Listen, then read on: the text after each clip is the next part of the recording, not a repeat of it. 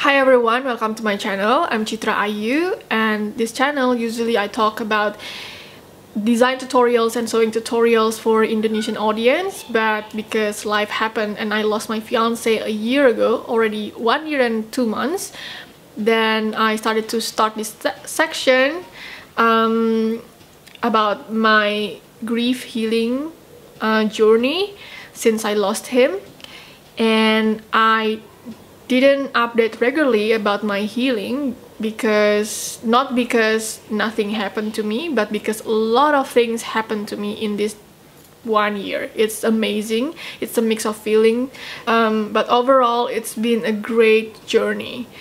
Even though it sucks, I'm thankful for whatever happened because I just want to be a thankful person. I think gratitude is really good to have, and I want to be a grateful person. This 1 year is a mix of pride and pain at the same time. I'm proud of myself and I'm proud of our family as we grieve collectively and individually. We survived this 1 year without him, but also it's been a painful thing to look at. Not to look at, but it's just painful to not have him around. I don't have him to share whatever happened in my life, in my journey. If I achieve something, I cannot tell it to him. I just don't have him. I'm not gonna have him in the future. So I am building another puzzle for myself because the puzzle that I knew before already gone. So I'm constructing another puzzle, and I am proud and I'm glad of all the healing decisions that I've taken in this 1 year. I can say that my healing journey, it's been active and also passive at the same time, because I let myself to be passive when I need to, because I just need to feel the grief. I think the way to deal with the grief is to just deal with it, to really feel it, don't deny it.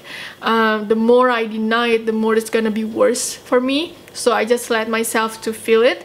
And also I am a very active person. If I don't do anything, it's gonna like make me feel bad. But it's also not easy when you lost your fiance, and it's hard. It's really hard to force myself to go to do something. But I believe that if I do nothing, then nothing happens. So that's why I mix my passive healing with also being active, putting myself in a lot of things, trying new things, experiment things that I didn't try before. So, and in the end, I'm really glad for what I did. I think I've been doing a good job, and I look forward to, I don't know, like people say that, oh, 1 year is easy and then it's gonna be harder, but everyone's journey, everyone's grief healing journey is different. And I just don't want to get the negative idea of the future might hold, because I believe that what we think is what gonna become. And I'm sorry, I'm gonna look down a lot because I already wrote a lot of things and I just don't want to miss some points. For the first 3 months I did nothing. I did completely nothing. I was just playing ukulele, and that's what I meant by being passive. And I'm so lucky that I have the privilege and the support system to do that, because maybe not many people can have that. And I'm so lucky. I'm also based in Bali. So at that time I was in South Africa when I lost him, but I live in Bali, and Bali is just the best place to heal yourself. And I cannot say it for everyone, but it's for me. And the reason why I make these videos is not to tell everyone like, hey, it's gonna get better, blah blah blah, or you have to do this, because everyone's journey is different. I think no one should tell you how you should do it. I mean, you can choose, you know yourself well. And I'm doing this for me, and I hope that if it can give values for other people, I'm really happy for it. Because when I just lost him, when I knew that I was going to lose him, one day before that I already started looking for ideas what it's gonna be like, because I was scared. Nobody in my circumstance, in my environment, lost a partner or experienced the loss that I have. Maybe they experience loss, but it's not the loss of a partner, it's not the loss of a future. So I look around on YouTube, and I ask around on Facebook, and the videos like this help me to see life that it's gonna get better. But be careful, because when I ask around on Facebook, hey, I'm having this, is it gonna get better, and people talk from their perspective, from their own journey, and everybody's journey is different. And they say like, oh, it's already past 5 years for me and it's not gonna be better, it's gonna get worse, blah blah blah. And it gave me a bit of a fright. I mean, like, oh, is my life gonna be bad for the rest of my life because I lost him already? And for this 1 year, I'm so grateful that it's been much better. It's been much better because I don't have to see him in pain anymore. It's nice to have him, but if I have to have him, see him going in and out the surgery room, then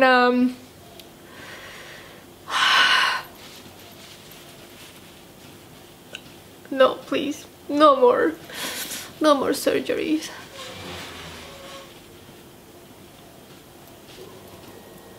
And I think what I've understand in this 1 year is that life does get better, but the wound stays the same, the grief stays the same. But it's a different thing. Just because the grief doesn't heal, it doesn't mean life doesn't get better, because life is already better since the moment I saw him in peace, the moment that I saw him, he's not in pain anymore, it's already better. And I think people can maybe confuse that just because the grief grows stronger or maybe stays the same, it's a bad life. For me personally, a lot of things, because I put myself in a lot of new things, then I met new people, and there are so many reasons why people cross paths in each other's life, and I'm thankful for whatever happened. I also set myself to not be the kind of widow that I don't like. Like someone who's just being difficult, who's just getting angry, and because I lost my partner, so I have the right to be a pain in the ass. I don't want to be that person. I don't want to be that person that my friends cannot talk to me anymore because I'm just too focused on my own pain. I mean, I have the right to be angry, to be sad, but also what's healthy about being mad all the time? Nothing. So I put myself in their shoes, because most of the time people just don't know how to deal with me. I mean, for dealing with someone who already lost someone, or maybe they say something like, yeah, I understand your loss because I lost this, and then they started to talk about them, and maybe like the kind of loss that they experience, I never think that their loss is smaller, but it's a different loss.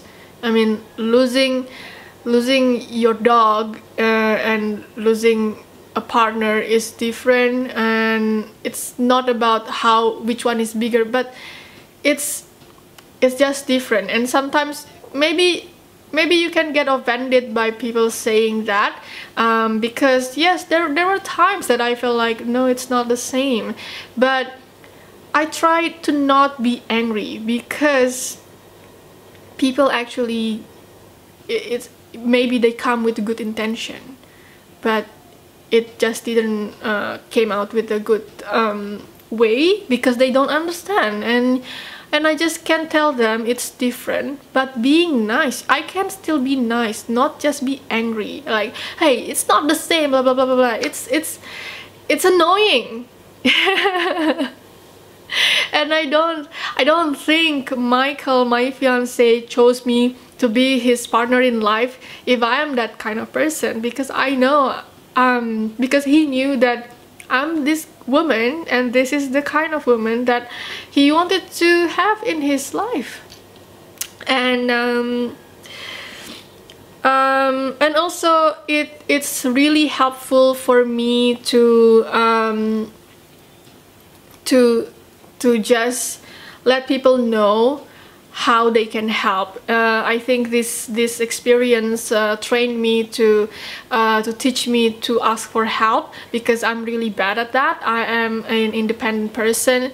Well, being a strong woman, it just shaped my personality to do everything by myself. My default answer when it comes to a person ask me how are you, or do you need anything, it's always I'm okay, because that's the only way I know. I just don't know when someone asks me what do you need, what can I do for you, and I am still not good, but I've been better than where I was before. So that's why I got professional help, and I told people like, this is what I need you to do. Because I mean, like, it's so easy to hate the world when you lose a person you love, and to hate everyone, to just be angry, and to just express, to just like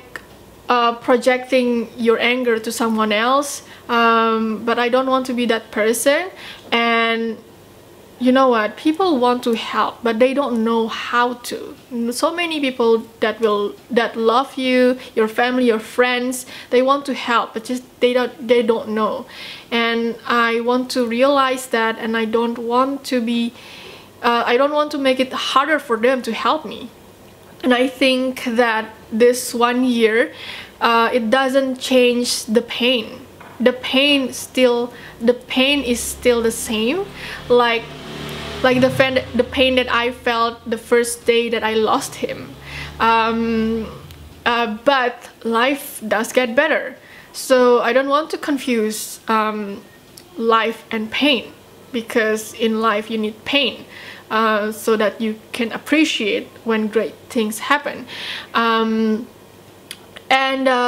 I never set the intention to erase the pain, because I just want to be realistic.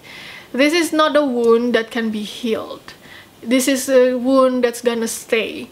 And I never set my intention to erase the wound, but I want to set my intention to live with the wound, to embrace it, and to make something out of it, something beautiful out of it, and make this as a way to make me a better person. And also, I want to come back to my friends' lives again, because I spend the time to just focus on myself, to focus on my healing, and it's what I needed. And then I'm already back to my friends' life, and so that they can feel my presence again. They can tell things without being afraid to, oh, Chitra already got a lot of problems, things like that.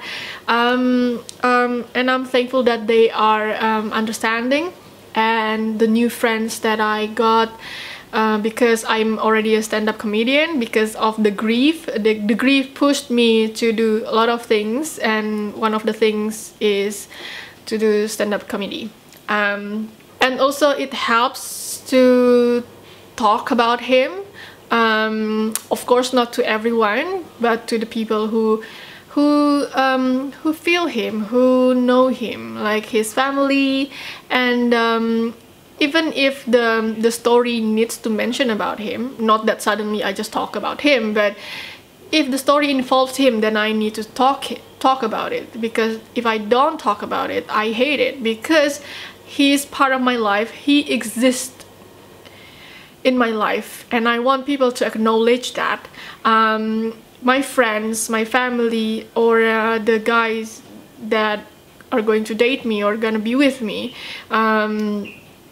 because I've realized that it's more comfortable for me to be in a relationship with someone who can acknowledge him. Yeah, maybe you're like, oh, you're just one year and or you already start dating. Well, maybe for some people this is like fast, but no one can tell it that way, because everybody's journey, and the only one who knows my feeling is me. And I know what Mike would want me to have. He never want me to be sad. And yes, I already started dating. I mean, like, my stand-up comedy has made people interested to know me. So yeah, and I had relationship and nothing stayed. So it failed. I mean, but I'm glad. I mean, I'm still grateful that it happened, because it's a bummer when relationship ends.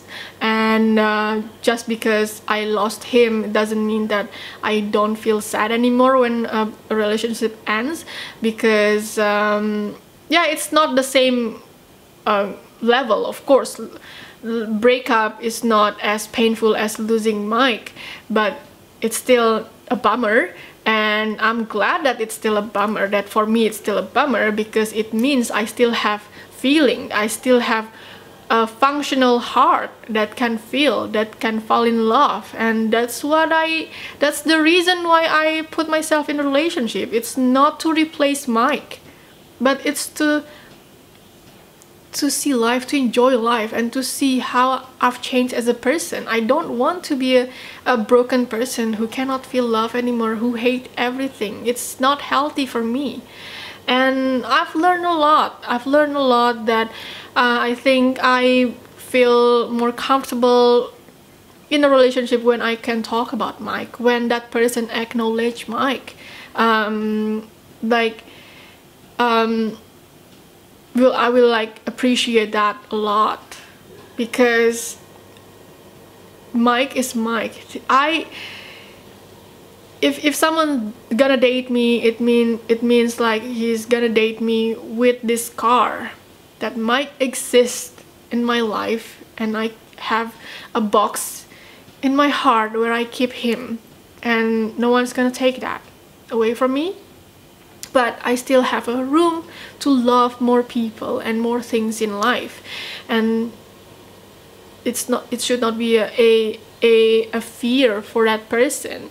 But anyway, I think I'm done with with boys for now, because I just got back to work, and I've experimented with feelings, and I think that's enough. I think I just want to focus on my life, and if it happens, it happens. Otherwise, I don't know. I mean, maybe in this video I look a little bit cheerful, but I'm not like this all the time. I mean, most of the times, yes, I am a happy person, but it's not every time. Every time the grief kick in, it's just so bad. Just like last night, I had to cry myself out. It's not only because of the grief, because something else happened, and I think crying is the cheapest, the most affordable therapist. And if I need to cry, then I need to cry. I just let it out, because usually after that life gets better and my feeling got better. Yeah, I think that's all. That's all so far. So yeah, I am happy. And I think the conclusion is that I want to become a woman who I want to date. You know, if I was a man, then I would want to be a woman that I want to date that woman. And I've become the woman that not only that I want to date, I'm gonna marry myself, girl. Mike, I miss you. And yeah, life will get better. And life is good, and that's all my life update. Oh, another thing, so even though I already it's been a year, but one thing that I tried recently is to talk to him. I mean, like, I talk to him a lot, but only in my mind. But the recent thing that I've tried is to talk, like, to really sound it. I mean, of course, not in public, but I put I just like talk to this picture, for example, just talk to something that really represents him, and just update him, like, I'm sad, I miss you, and yeah, all the things. And I think it helps a lot as well. I mean, yeah, so this is the good thing about grief healing process. I just keep learning about myself.